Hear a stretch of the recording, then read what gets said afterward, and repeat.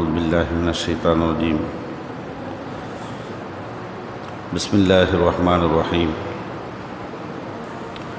عن أنس بن مالك رضي الله عنه أنه قال قال رسول الله صلى الله عليه وسلم مروا بجنازة فأثنوا عليها خيرا فقال النبي صلى الله عليه وسلم وجبت. ثم مروا بأخرى فأثنوا عليها شرا فقال رسول الله صلى الله عليه وسلم وجبت. كما ورد في الحديث إلى الآخر وكما قال رسول الله صلى الله عليه وسلم. சங்கைக்குரிய அல்லாஹ்வின் நல்லடியார்களே, நபிகள் நாயகம் ஸல்லல்லாஹு அலைஹி வஸல்லம் அவர்கள் இந்த உம்மத்து சமுதாயத்தை இந்த உலகத்திலேயும் சரி மறு உலகத்திலேயும் சரி சாட்சியாளர்களாக ஆக்கியிருக்கின்றார்கள். எல்லா வகையிலேயும் சாட்சி செல்லக்கூடிய சாட்சி பகிரக்கூடிய நபர்களாக தந்திருக்கின்றார்கள். ஆகையால் சாட்சி சொல்லக்கூடியவர்கள் மிகுந்த கவனத்தோடு அவர்களுடைய நாவிலிருந்து வெளிப்படக்கூடிய வார்த்தைகளில் கவனம் கூடுதலாக எடுத்துக்கொள்ள வேண்டும் என்ற பல்வேறு தகவல்களை இந்த ஹதீஸ் ஒரு நிகழ்வின் மூலியமாக நமக்கு சொல்லித் தருகிறது. ஹதீஸினுடைய அறிவிப்பாளர் அனஸ் பின் மாலிக் ரலியல்லாஹு அன்ஹு அவர்கள் இந்த செய்தி புகாரி ஷரீஃபிலே 1367வது ஹதீஸாக பதிவாகி இருக்கிறது. நபிகள் நாயகம் ஸல்லல்லாஹு அலைஹி வஸல்லமுடைய காலத்திலே ஒரு நிகழ்வு ஒன்று நடக்கிறது. அது என்ன நிகழ்வு? மர்ரூபி ஜனாசத்தின். சஹாபாக்கள் எல்லாம் ரசூலுல்லாஹி ஸல்லல்லாஹு அலைஹி வஸல்லம் அன்னவர்களை புடைசூட அமர்ந்திருக்கின்ற பொழுது ஒரு ஜனாசாவை கொண்டு செல்லப்பட்ட பொழுது அந்த நேரத்திலே அங்கிருந்த மக்கள் எல்லாம் ஃபஅத்னு அலைஹா கைரன், அந்த ஜனாசாவை குறித்து அந்த மனிதரை குறித்து மரணித்து அவரை கொண்டு செல்கிறார்களே அவர் குறித்து நல்ல பல தகவல்களை புகழ்ந்தார்கள், வாயார புகழ்ந்தார்கள். நல்ல மனிதர், தொழுகையாளி, கொடையாளி, நற்குணம் உள்ளவர், எல்லோரிடமும் அன்பாக பேசக்கூடியவர், குடும்பத்தை நன்கு பாதுகாத்தவர், இப்படியெல்லாம் என்னென்ன புகழாரங்கள் இருக்கிறதோ அத்துணை புகழாரங்களையும் அந்த ஜனாசா குறித்து புகழப்பட்டது. இதை செவிமடித்த நபிகள் நாயகம் ஸல்லல்லாஹு அலைஹி வஸல்லம் ஃபகால நபி ஸல்லல்லாஹு அலைஹி வஸல்லம் சொன்னார்கள், வஜபத் அப்படின்னாங்க, கடமையாகிவிட்டது என்று சொன்னார்கள். சிறிது நேரம் கழித்து சும்ம மர்ரு பி ஜனாசா, சிறிது நேரம் கழித்து இன்னொரு ஜனாசாவை அதே வழியாக கொண்டு செல்லப்பட்டது. சும்ம மர்ரு பி உஹுரா, இன்னொரு ஜனாசாவை. ஃபஅத்னவ் அலைஹா ஷர்ரா, இரண்டாவது அந்த ஜனாசாவை குறித்து மக்கள் எல்லாம் அந்த மனிதர் குறித்து பல வகையான தீமைகள் குறித்து பேசினார்கள், கெட்ட விஷயங்களை பேசினார்கள்.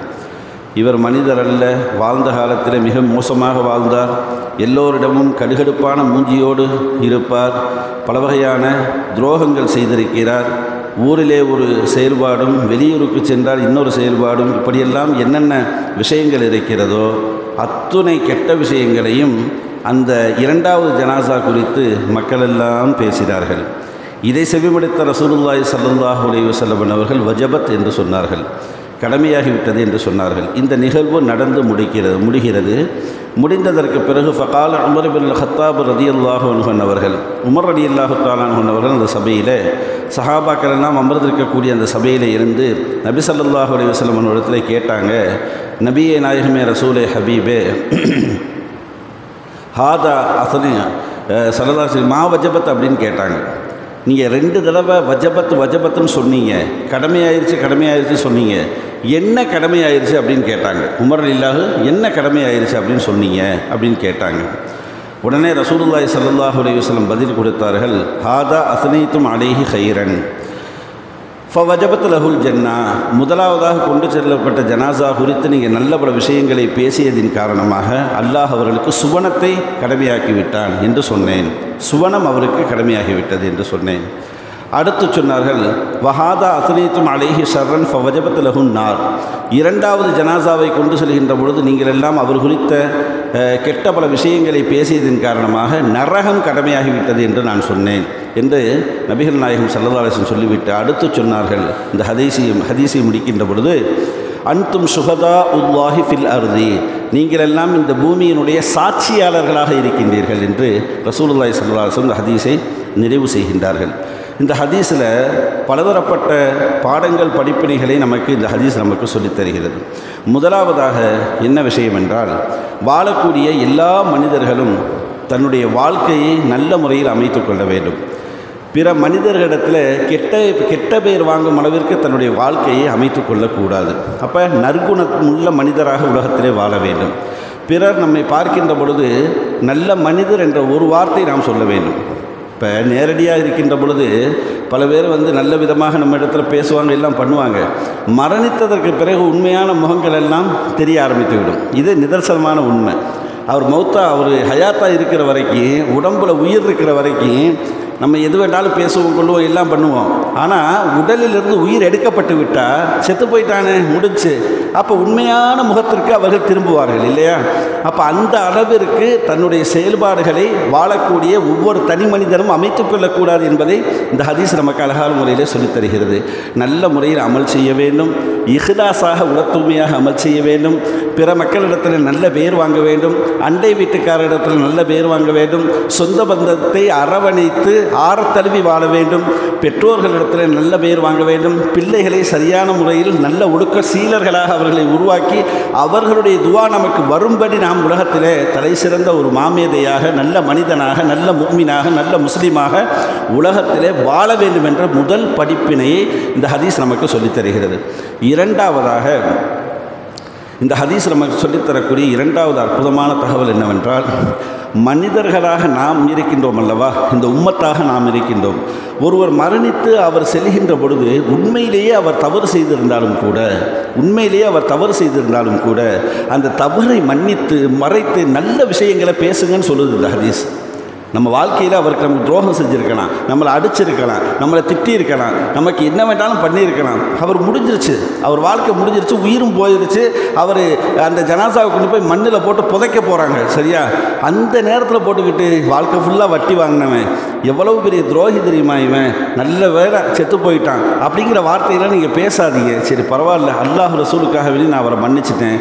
அல்லாஹ் தஆலா அவர்கிட்ட ஒரு 10 துர்க்குணம் இருந்தாலும் கண்டிப்பாக நிச்சயமாக ஒரு 1-2 நற்குணங்கள் அவர்கிட்ட இருக்கும், மரணித்தவர்கிட்ட இல்லையா?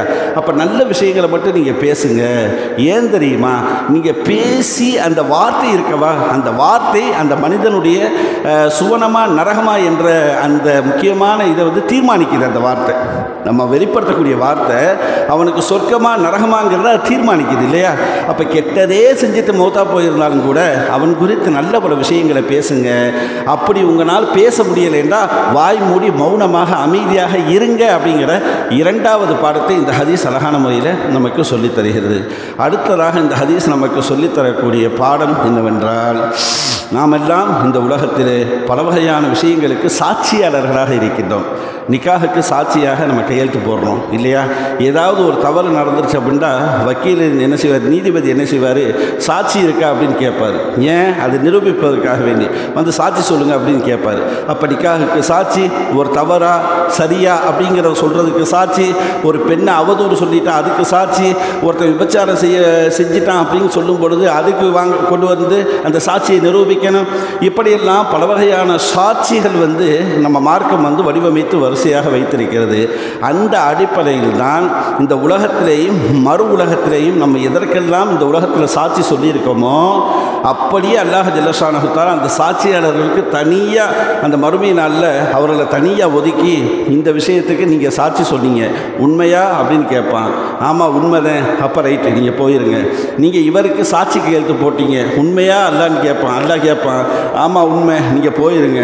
அப்படி பொய்யா போட்டிருந்தா தவறான விஷயத்துக்கு ஏன்பா நீ கையெழுத்து போட்ட, தவறான நபருக்கு ஏன்பா நீ சாட்சி சொன்ன அப்படிங்கிற மறுகேள்வி அல்லாஹ் ஜல்லஷானஹு தஆலா கேட்பான். அதனால் இந்த சாட்சி விஷயத்தில், கையெழுத்திடும் விஷயத்தில் ரொம்ப கவனமாக நாம் இருக்க வேண்டும் என்பதையும் இந்த ஹதீஸ் நமக்கு மிக அழுத்தமாக கடைசி பாடம் படிப்பினையாக நமக்கு சொல்லித் தருகிறது.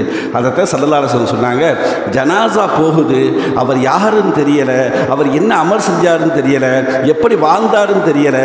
அவங்க எதை கொண்டு அவங்க ஜட்ஜ்மெண்ட் பண்ணுறாங்க அப்படின்னா, இருக்கக்கூடிய மக்களுடைய வாயிலிருந்து வெளிப்படக்கூடிய அந்த சொல்லை கொண்டு ரசூலுல்லாஹி ஸல்லல்லாஹு அலைஹி வஸல்லம் இவர் சொர்க்கவாதி, இவர் நரகவாதி என்பதாக தீர்மானிக்கின்றார்கள் என்றால், மனிதர்களுடைய நாவிலிருந்து வரக்கூடிய அந்த வார்த்தை எவ்வளவு பவர்ஃபுல்லான வார்த்தை என்பதை மட்டும் இந்த ஹதீஸின் மூலியமாக நாம் விளங்கிக் கொள்ள முடிகிறது. ஆக சங்கைக்குரிய அல்லாஹ்வின் நல்லடியார்களே, இனி வரும் காலத்திலே நபிகள் நாயகம் ஸல்லல்லாஹு அலைஹி வஸல்லம் அவர்கள் எந்தெந்த ஒழுக்கவியல் பாடங்களை எல்லாம் நமக்கு சொல்லிக் கொடுத்தார்களோ அதையெல்லாம் முழுமையாக பின்பற்றி வாழக்கூடிய மேன்மக்களாக அல்லாஹ் நம் எல்லோரையும் ஆக்கி அருள் புரிவானாக. வாஹிர் தாவா அல்ஹம்துலில்லாஹி ரப்பில் ஆலமீன்.